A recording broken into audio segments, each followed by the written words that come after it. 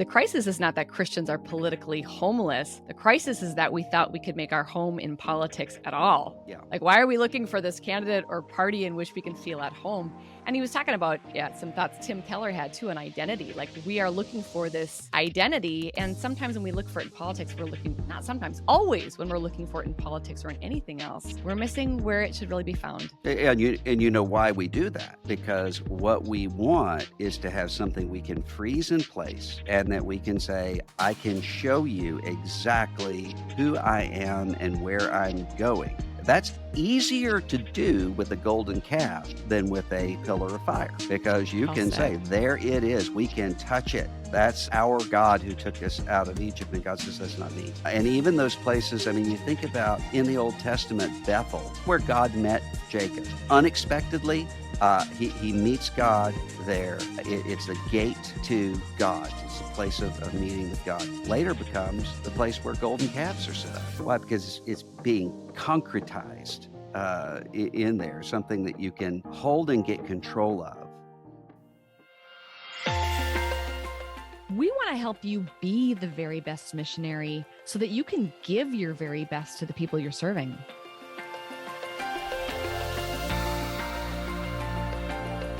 What makes this podcast unique is it's done by missionaries for missionaries. How can we take timeless principles and apply them to our lives as missionaries? That's really our heart behind this.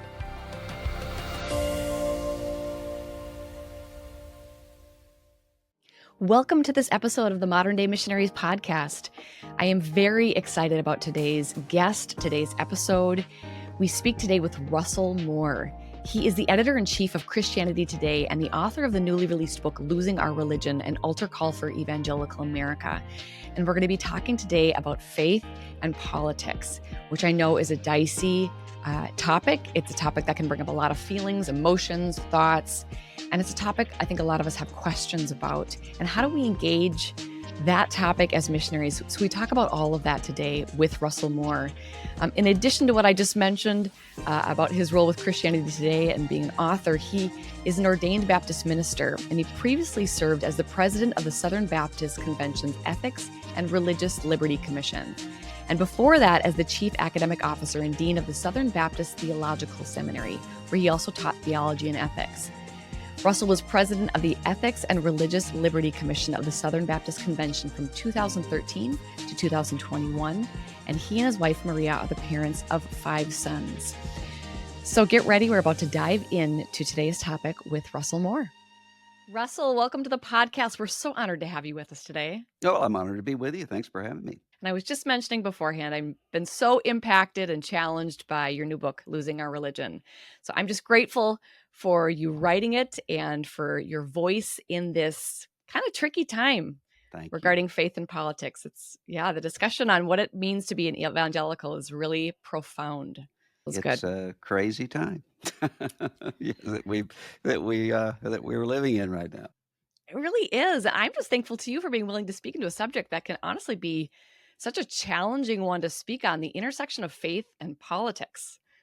And we have missionary listeners who are serving from everywhere to everywhere. So I do want to acknowledge as we get into this, we know many of our listeners are not Americans. We will be touching on politics, primarily looking at the United States, because I think the whole world is impacted by U.S. politics. Mm-hmm. But I really believe that today, even if you're not from the U.S., and for all of you in the countries you're serving and from all over the world, what we discuss today is going to be helpful to you in your political background and context as well. Yes. Russell, as I was thinking about today, when my family and I were living in Peru, we lived there for 10 years as missionaries, especially in our last few years there.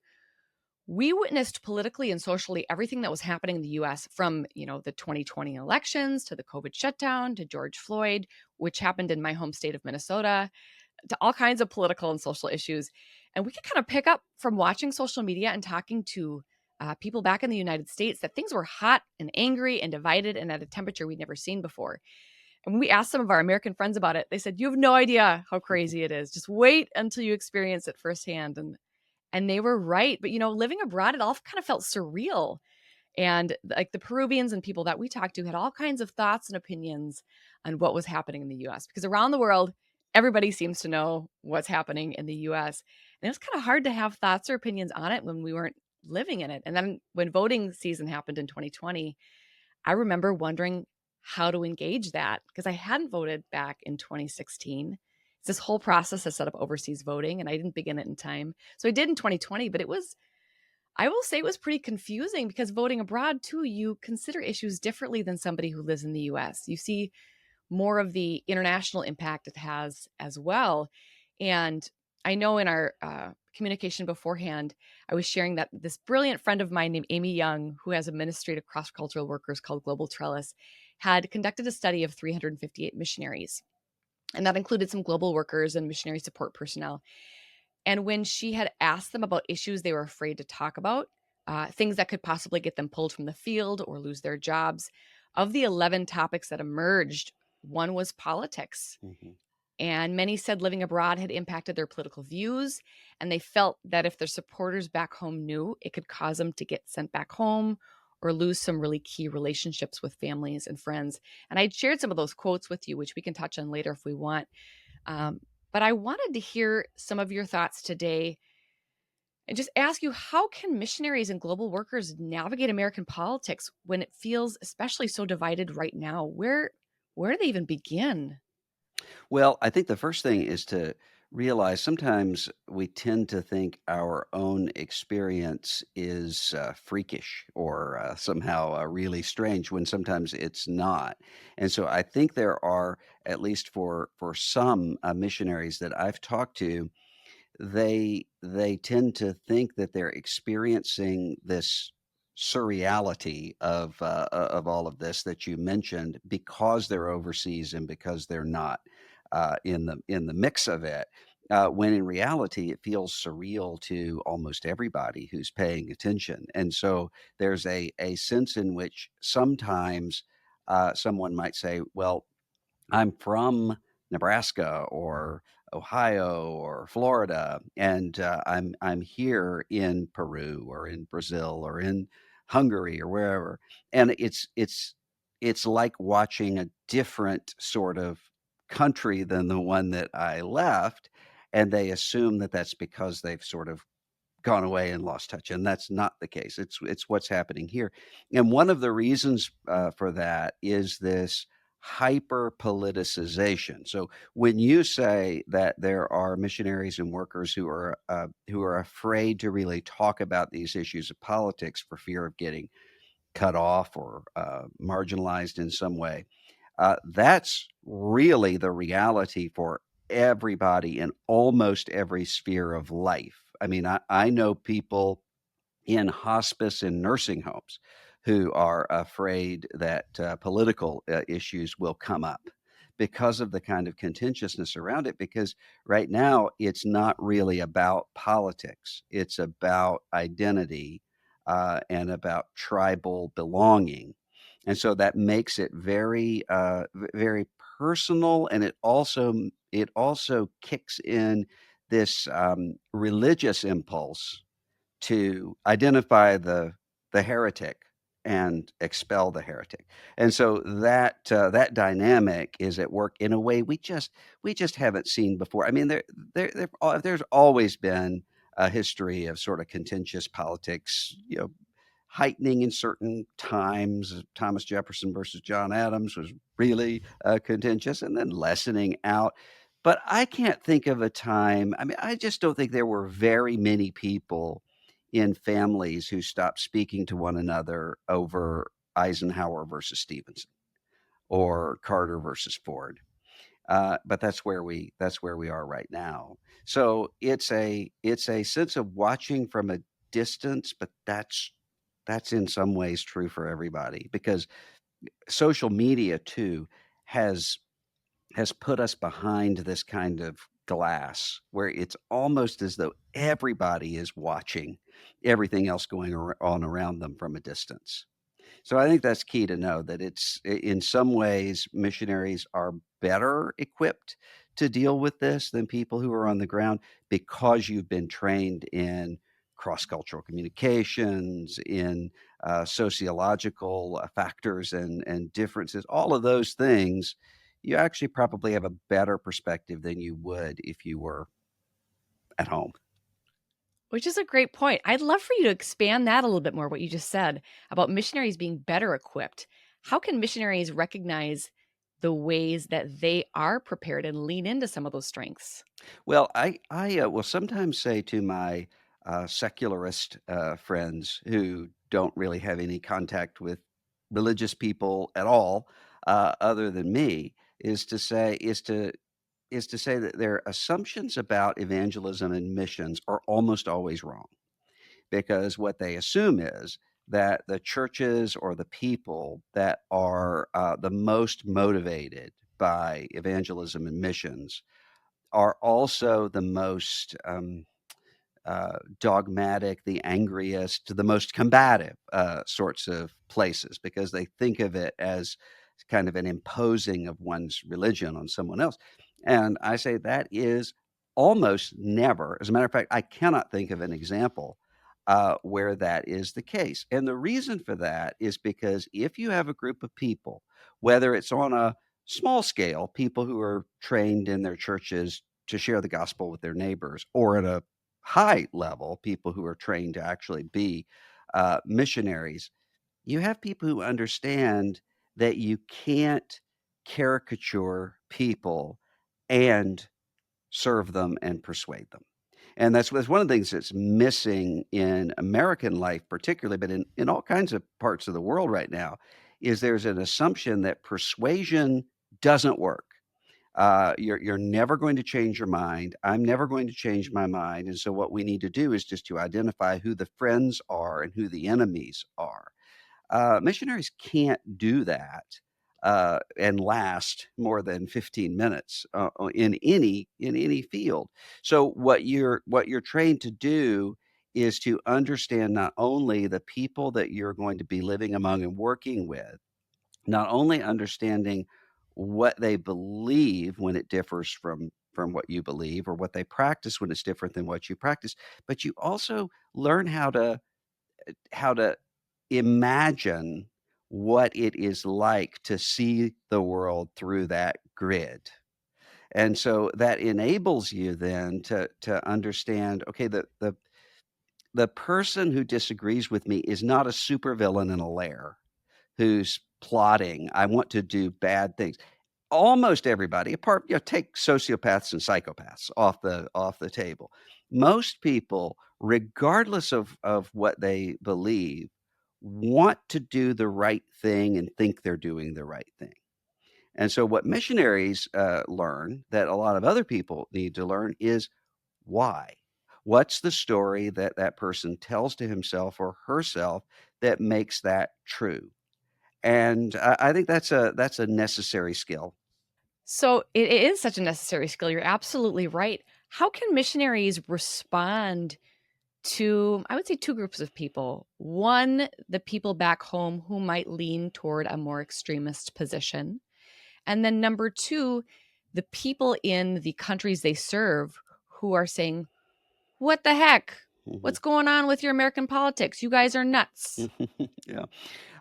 Well, let's take the second one first, and I think the answer is to say, yeah, isn't it terrible? I mean, we in many ways have gone nuts. So I think having a recognition of that, not being defensive about that, is a good posture. I mean, I find that when I'm overseas, just speaking or doing various things, I have to check myself from being kind of overly defensive, as an American, in a way that really isn't necessary. I mean, I remember even a culture as similar as that of the United Kingdom. I remember being there in the middle of all of the height of kind of contentiousness in the United States, and all people wanted to talk about was that presidential election and these various things. But I remember as I was being introduced, so the person introducing me said to the people in the audience, "If you came to faith in Christ," and this was a Christian group, if you came to faith in Christ through the ministry of Billy Graham, or if you were led to Christ by someone who came to Christ through the ministry of Billy Graham, would you stand? It was three-fourths of the room. And I was sitting there thinking about the English Christians who had been so influential on me, C.S. Lewis, John Stott, J.I. Packer, and the list just goes on and on and on. And realizing, okay, I'm not the sense of defensiveness that I sometimes have when I'm in another country is because I'm not really believing what I always say, which is that our primary place of belonging is to the kingdom of God. So I have to work myself out of that by realizing it and realizing that that's the case. So when you're dealing with a population of non-Americans, regardless of where they are, you have to you have to try to diagnose what it is they're asking you about. And so in some cases, what's happened because, um, America, I mean, as much as America is not by any means the whole of the world or the whole of Christianity, America carries this outsized sort of cultural influence. Uh, Mhm. there are McDonald's everywhere. Coca-Cola is everywhere. I mean, those things and the cultural influence is too. So you have a lot of people who assume if you're a Christian and you're an American, that must mean that you are primarily fitting into some kind of political category, and that's what you want to bring to them. For some Mhm. people, that's a deeply scary and offensive thing. For some people, that's a really exciting and enlivening thing, and they want to join it. And you have to deconstruct that for both of those groups in order to say that's not what I'm bringing to you is some sort of political identity, whether you like it or you don't. That's not what we're doing here. So discern what it is someone's actually asking about when they're asking you that. When it comes to the people sort of back home, I think there, what you need to differentiate is what is my level of relationship to this person. And so, I mean, one of the things that we have seen is there are so many friendships, there are so many family relations, there are so many very close bonds that have been torn to bits. I mean, this was really striking to me when I have in my files for when something happens to me, there's a funeral service that's already written out. And I realized I had to go in and change it because a lot of the people that I expected to speak or to sing or various other things at my funeral service, pallbearers, were no longer speaking to me over these kinds of issues. That's not really something anyone plans for. And so what you have to determine is what's my relationship with this person? And in many cases, it's really not a place where you have the responsibility to change that person's viewpoint if it's different than yours. What you can do, though, and I've seen this work a lot, is to say to someone, "Look, you're not gonna change my mind. I'm not gonna change your mind, but I love you and I need you. And I've got all kinds of people I can debate politics with, but I don't have another mom or I don't have another best friend since 8th grade. And that's what I need from you. So can we just agree not to go there and just to kind of, for now, let's just not talk about that. It's not going to work at first because you're going to both sort of veer into it. But you can have a category where you can almost have a sense of humor about, oh, there we go. We're kind of going into the forbidden zone here, and both people can kind of back up. That doesn't always work, but it's the biblical principle so far as it is possible with you, live peaceably with all people. And Mhm. so determining kind of what's my area of responsibility. So I would give that kind of counsel to someone when they're dealing with people in their small group, or at their church back home, or with their family members. That wouldn't be the counsel that I'm giving to a member of Congress or to a school board member. I mean, in that case, you have to be leading the way, seeking to persuade people of what's the best way to go in the civic arena. But that's not true with most of our relationships. Yeah. And one with missionaries, there's that other added layer too of supporters. Yeah, So there's the whole family relationships, and then there's the supporters. And if you have yeah. a supporter who has a strong political position in one way or the other, interestingly, and you touch on this a little bit in the book, we're evaluating people like pastors on their political views almost more than their theological views. What is my Hmm. pastor's political perspective Hmm. versus theological? And you get that with missionaries sometimes too. I think people when they're looking to support a missionary, they want to know where do you fall, right or Hmm. left? Not what do you believe about the Bible and how do you plan on impacting the world for Jesus? So it is a tension they're carrying for sure. Well, what I would say is you can't play that game without losing. You're just going to choose which way you lose. And so what happens is if you there are a lot of people, regardless of what kind of ministry they're in, who think, well, I'm going to play to that a little bit, uh, and and that doesn't work. And it doesn't even matter where Mm, you are on the political spectrum. I was having a conversation within 24 hours of each other of a very conservative Bible church pastor in the South, and a very progressive Episcopal priest in a major urban area. The Bible church pastor was very conservative, Republican kind of guy, and so was his church. The Episcopal priest was a very progressive Democrat, and so were the people in her church. Both of them were under siege, not because they disagreed with the people in their congregations, but because if they didn't make central what those people already cared about, then they were in some sort of conflict. And so you can't actually do that. You have a lot of people who try to play to that. They end up losing their ministries by becoming hacks. mm, And you can't be a halfway hack very well for long, because you're going to know what you're called to do, and you're going to have a conscience that's recoiling, which is going to distract you, but you're also not long term going to fool anybody, because it's going to be, I mean, there's a brilliant, I would ask anybody of your listeners to look this up. So there's a brilliant stand-up comedy uh, uh, number that was done by this comedian. I think his name is Jack Johnson, about a trad wife on TikTok who would come in and tell women how to be better women by being more traditional. And she used a racial slur for whatever reason, came under a lot of criticism, rightly, for doing that. So she decided just to lean into it. And so she tried to make her new constituency kind of the far alt right sort of white identity kind of people.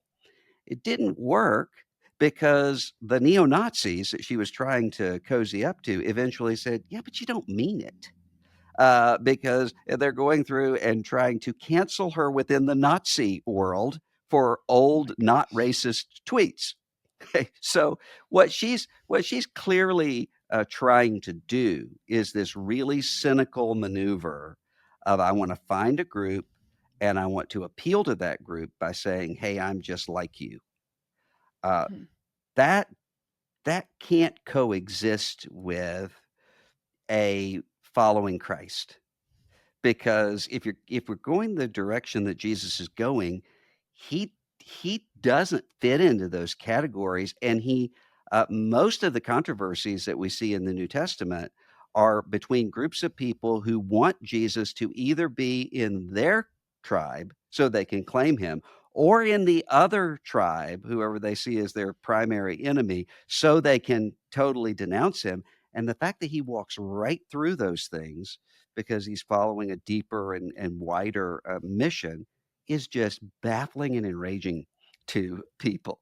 That's going to be the case with you if you're following Christ. And so I would say if you have somebody who wants to support you because you fit into their political or cultural sort of ideal, but what you're doing is missions, losing the support of those people is money well spent in some cases because you're Mm. going to have people who what you want are people who are supporting you not accidentally but because they actually want what it is that you are contributing to the world.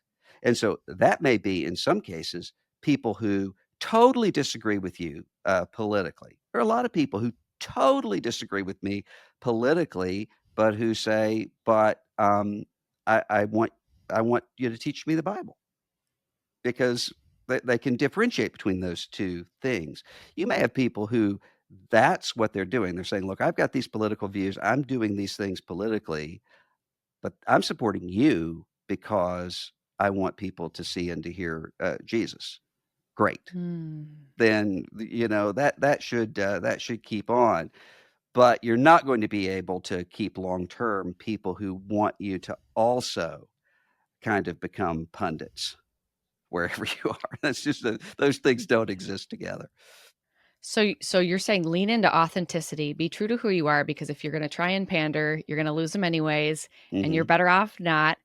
And then majoring on the majors, like what we are called to do as missionaries, and not letting politics be suddenly this focus, as if that's what we were called to do, to go evangelize for politics Yeah. around I the mean, world. there are going to be times when politics is a necessary component of what you're doing, uh, but it's because of the mission that you are carrying out. Hmm. So, for instance, I know people who are doing a lot of Christian churches and ministries are doing a lot of work with Syrian or Somali refugees, Kurdish refugees in their communities, who then have a situation where, for instance, someone's trying to zone a mosque out of existence. And these Christians are the ones who have to say, okay, we really have to speak to this to say, that's not how people come to know Christ, is by coercing them. So they have to do that. I mean, you think of William Carey, the great missionary of days past, who had to deal with cultural practices in India that were unjust to women and children and others. He had to speak to those things that some people would categorize as political, but it wasn't because he wanted to engage politics in where he was. It was instead that he was carrying out his mission, and those things came along as he did. Sometimes that's going to happen.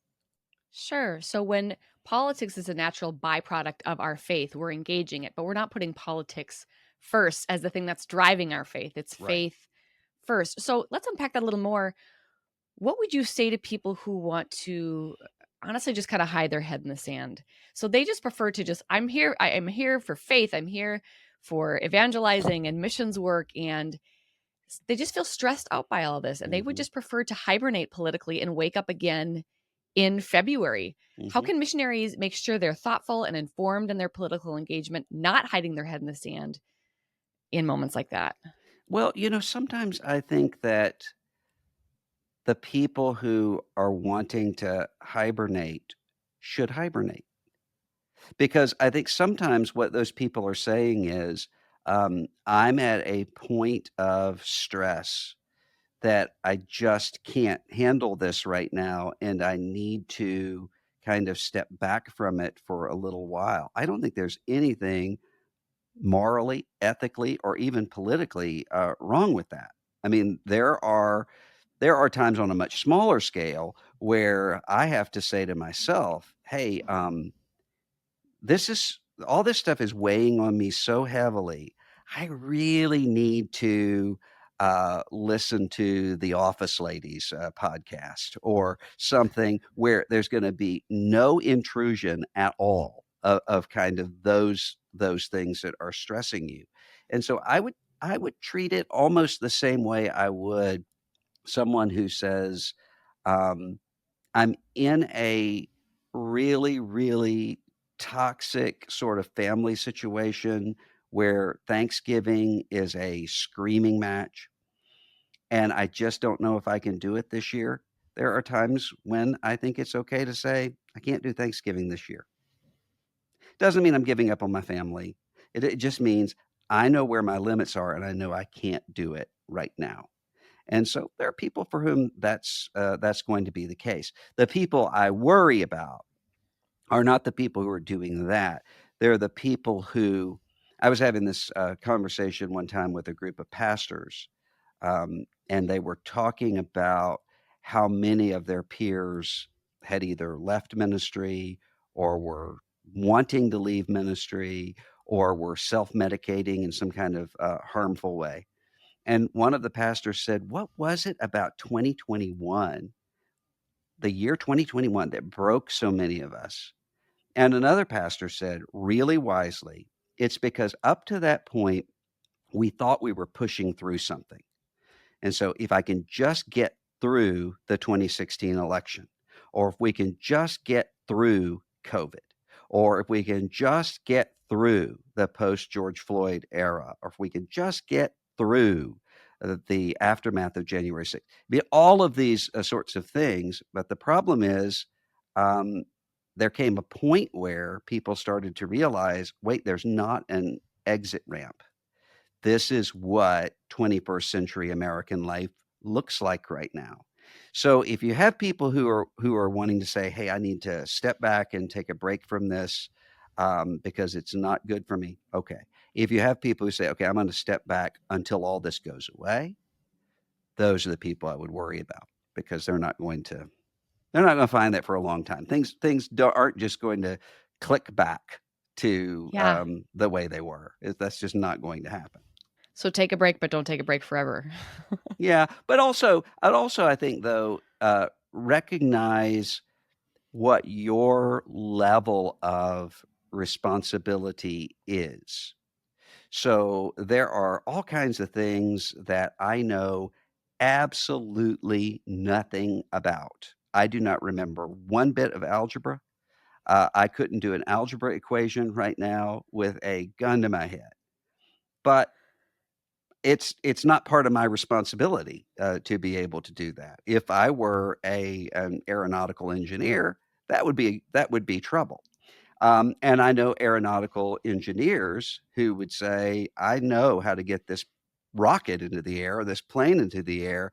I don't really know how to explain what's going on with populous movements around the world."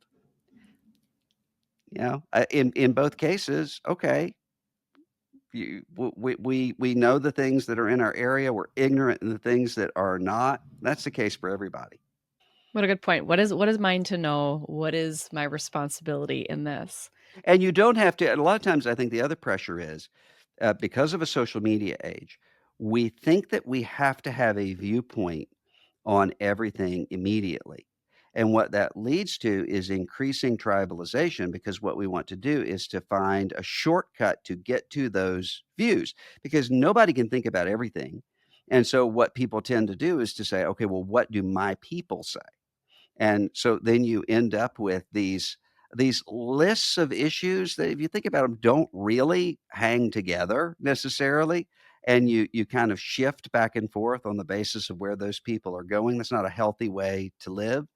There are all kinds of things where what you can say is, I don't know what I think about capital punishment, or I don't know what I think about tariffs.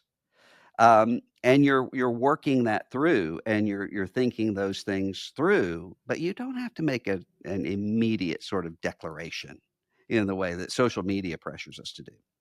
Which is good. I think when you're in ministry or missions and in a position of leadership, people are always looking to you for your opinion. And you feel like you have to know everything about everything to have an opinion. And to your point, there's some responsibility. There are Mhm. some things we do need to know about, but but the humility to say, I'm not sure. I'm still checking that out. Share some of your thoughts with me. Let's dig through this together. Yeah. That's humility right there. So, question for you on people who are feeling discouraged right now. I know we've probably got people on both sides of the spectrum, people who have strong feelings, and then a lot, as you mentioned in the beginning, who find themselves in the middle and they're just discouraged with the options they have. You talk about disillusionment in the book. There's this great quote you have. You say, disillusionment can lead to awful places, to cynicism, to laziness, to inaction, to despair, or it can lead one to let go of every other stable place and retrace one's step to the bush of flame with the weight of glory, a bush that does not tell us why things are the way they are, but tells us only, I am that which I am. Sometimes being accidental exiles is itself a grace. Speak into disillusionment, discouragement a little bit there. Well, you have a lot of people who, because what has happened in this time period is there have been a lot of things revealed. And one of the things revealed is that a lot of times people who thought we're doing the same thing and we're doing the same thing for the same reasons have found out they weren't. And that's true with people in political parties. That's true with people who are in churches. That's true with people who are in missions organizations. What you eventually realize is, oh wait, what I thought was a second tier issue was for some of these people the central issue, and vice versa. And so you start to realize that, and you realize, wait, we're doing completely opposite things. So I was, as an example, I was talking one time. I come from a theological tradition that is what you might call traditional when it comes to gender roles in the church and in the home. And I was talking to a woman who comes from a more egalitarian sort of tradition where women are ordained and so forth. And she and I realized we both had the same kind of epiphany at the same moment, which is to say, we thought that what we were doing is having a conversation about what do these texts mean in First Timothy 2 and in other places in Scripture. And what I started to realize is there are a lot of people who hold a view similar to mine because they really do mistrust and dislike women and have all kinds of wacky psychological hangups related to that. And she realized there are a lot of people who hold her view because they don't like the Apostle Paul. And so when she and I are sitting down and saying, what does First Timothy 2 mean? And we're trying to look at what's the context here biblically? What is the Holy Spirit trying to say to us? We have more in common with each other than I would with the misogynist in my tradition who's using biblical text to abuse, and that she would with people in her tradition who think it's misogynistic to call God Father. And so you're like, well, here we are together, and we have a lot more in common here. When that starts to happen, and it's happening right now, it's rattling and it's shaking. And what can happen is you can easily become cynical. And by cynical, what that means is you can say, because I have seen that some really bad things have been revealed about my home, whatever home that is, that means it was all a lie. And in some cases, in some contexts, of course, that's true. But in a lot of contexts, that's not true. It's God's grace is getting to you through some really broken places, and you're seeing that. You can become cynical in just sort of giving up and not trusting anybody again, or you can become cynical by saying, "Oh, well, this is the way the game is played. I'm going to play it, and I need to make sure that I'm consistently playing it the way that whatever crowd I have around me expects me to." That's cynicism too.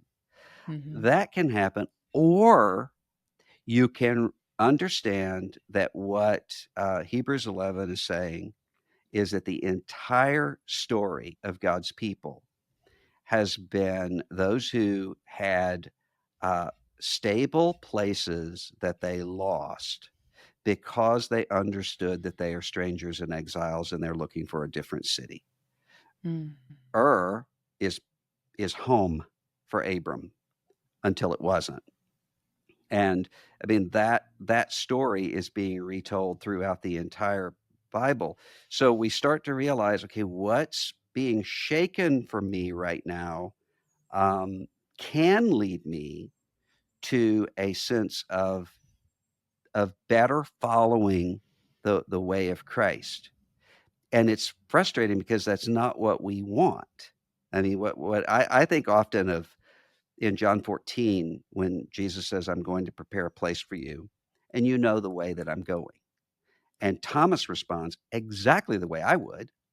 I would have thought, oh, great, we're sleeping half the time here when he's talking, and he must have given us this path that we're to go to, or this secret incantation to chant, or something to get to the way. And Thomas says, we don't know the way. And Jesus' response is, I am the way. Now, we don't want a way. What we want is a map, or an equation or something like that. And Jesus says, that's not what it's like to follow me. You're going to be going along with just enough light to get to the next place. And so the minute that we start to realize that that is the normal Christian life, the less panicked we can be by it, and start to ask instead, what is God doing? And if you think about it just in your own life, if you think about where are the moments where God really did the most in my life, almost nobody is going to point to some moment of great triumph. And very few people are going to point to sort of planned out retreats or something that they had. Often, what they're going to do, in almost all cases, they're going to point to a time they never want to go through again. And often those are times when God seemed to be completely silent and completely distant. And the question was, where are you, God? And only looking backward can you see God was working uh, all through your life at that point. And so sometimes I think this kind of homelessness, however it manifests itself, can cause us to say, oh, wait, this is not just, I'm not just kind of following the instinct that's been given to me. I'm following a person, and he Yes. shakes things up. I love that it makes me think of something I just heard Michael Weir sharing on the Carrie Newhoff podcast. Hmm. And he said, the crisis is not that Christians are politically homeless. The crisis is that we thought we could make our home in politics at all. Yeah. Like, why are we looking for this candidate or party in which we can feel at home? And he was talking about some thoughts Tim Keller had too, an identity. Like, we are looking for this identity. And sometimes when we look for it in politics, we're looking, not sometimes, always when we're looking for it in politics or in anything else, we're missing where it should really be found. And you know why we do that? Because what we want is to have something we can freeze in place, and that we can say, I can show you exactly who I am and where I'm going. And so that's easier to do with a golden calf than with a pillar of fire, because you Well can say, said. there it is. We can touch it. That's our God who took us out of Egypt. And God says, that's not me. And even those places, I mean, you think about in the Old Testament, Bethel, place where God met Jacob unexpectedly. He meets God there. It's the gate to God. It's the place of meeting with God. Later becomes the place where golden calves are set up. Why? Because it's being concretized in there, something that you can hold and get control of. Mm. But I mean, there's a philosopher, Hartmut Rosa, who wrote this little book that I think is completely accurate about the things that he says what people are looking for is what he calls resonance. And it's a sense of calling out and being called back to. And it's the kind of thing that somebody experiences when you look at a mountain range and you just stop there with this sense of awe. Or he gives the example of a kid when it's a snow day. And they look out and there's snow everywhere, and there's this sense of. He says, what you could do, you could do a virtual reality mountain range, have it whenever you want to. Doesn't do the same thing. You can have a snow machine outside pumping snow out in the middle of July. It doesn't do the same thing because those moments of resonance don't come with things that we can control. And we're at a time where we think we ought to be in control of everything. And political identity is one of those things because I can say, if you want to know who I am, I'm a Democrat, I'm a Republican, I'm a conservative, I'm a progressive, I'm a moderate. These are my people. I belong to them, and I can safely go into the future knowing that's who I am. That doesn't work when it comes to being a human being. And that also is the reason why often when it comes to people we disagree with politically, we tend to think of them as just being a collection of their political views, when we're not. And the moment that people can actually start to break through that is when they start talking about those things that they hold in common as human beings. And you start to realize, wait, this person I've been arguing with on the internet most of the day is not thinking about who should be president. Most of the day is thinking about how am I going to pay tuition for my daughter, or why is my marriage in trouble, or whatever. These very common human sorts of concerns. People aren't just buckets of politics. No, they aren't. So, where do we first and foremost find our identity? I can't think of a better note to end on, although I could ask you about 10 other questions. This has been so fascinating. This is like painful to stop here. Um, I just want to say thank you again so much for coming on. I want to encourage everybody to pick up a copy of Losing Our Religion, an altar call for evangelical America. I have I struggled to not underline. I think I have used gone through like half a pen already Oh, in the first part of this book. thank you. And then also want to mention you have a podcast, the Russell Moore podcast. How else can people get a hold of you? They can go to christianitytoday.com and become members with us in what we're doing, telling the stories and exploring the ideas of the kingdom of God all over the world. Absolutely. I've got a copy of that here too, and it's an excellent publication. So thank you to all of our missionary listeners who joined us today. We hope that this was encouraging to you, that you can really take some of what you heard today and have some conversations with the Lord about what does your faith look like? What does your political engagement look like? What is he calling you into? And how can you be a person who is true to who you are, but most of all, true to who you are in Christ more than anything else? So, Russell, again, thank you again for being with us. God bless you. We appreciate you so much. Thank you very much.